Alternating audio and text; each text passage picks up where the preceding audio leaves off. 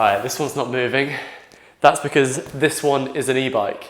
And yes, this is the third Canyon being unboxed in 3 months on this channel. Stick around for some more. So what I'm about to do, we're about to unbox it, just get it set up, and then we'll take a first look. So straight to the time lapse. This is the third Canyon that I've had the privilege of unboxing now, and they all come the same. It's literally just handlebars, seat post and front wheel. They're all super easy to do. This one helped having another person with me, but once again, you can do this on your own if you really need to. The battery came pre-installed on this one, and the extra weight didn't really make it any harder to set up this bike. So here it is, the Canyon Grail On. This is a size small, so once again for someone else, not me, and it comes in this really nice blue, and as you can see from the bike here, it has a really different stance just because of the way the slopes up, and it has like this long nose here, and I think it looks really cool. It's a good looking e-bike. You know, this doesn't seem too chunky in person, so why don't you come closer and we'll have a closer look at everything. So here we are with a close-up of this bike. And this bike comes with mechanical Shimano GRX, and it feels pretty nice to move around. It feels pretty solid actually. Then you've got the double split handlebar here, which I think is a great idea. It looks really cool. My only question is, how well does it work? Because realistically, all of the force is still going to be going through here and down this way. All you've got is extra material right there. So I don't know how well it works, but it does look cool. Next thing is you've got like some extra, I normally call it like knurling on the rubber there. It's like really thick and chunky on this one. So I guess if your hands get wet, that can keep you held on a bit better. Then in terms of the wheel, so you've got the normal Schwalbe G1 bite. I don't think these ones come tubeless ready. I can't see TLR anywhere along here, which most others do. And your normal adjustment screw is back here, as the other Canyons as well. Nice things that it did come with this bike, came with a bottle cage. Most bikes do not come with a bottle cage, so that's a real big plus for me on that one. And it actually came with pedals as well. So I guess it just comes with these cheap stock pedals, but that's fine.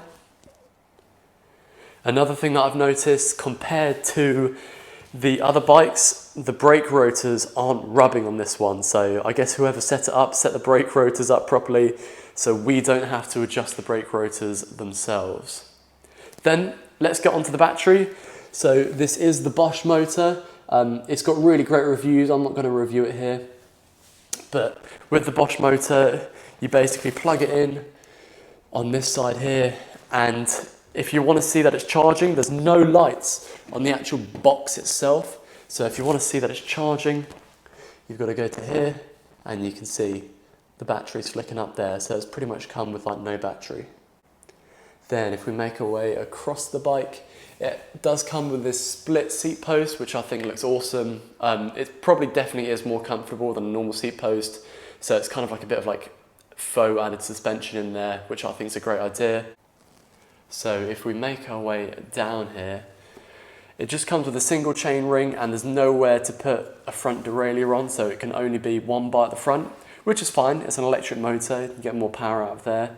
Moving along the back, you've got your standard protection for gravel bikes, like a nice chunky bit of rubber here, and just your massive cassette on the back really. So there's your normal GRX, and you've got your clutch and stuff in there. So this is the bike.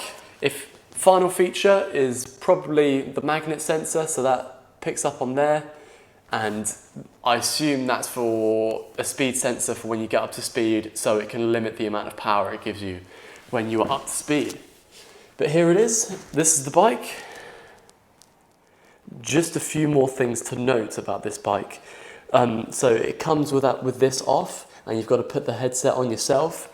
It does go on like a normal bike, but it's just a little bit more faff than a normal bike, I'd say. It was actually quite hard to keep the stem down in the place where you got no headset wobble. That's the first thing, but like I said, it wasn't really much of a faff.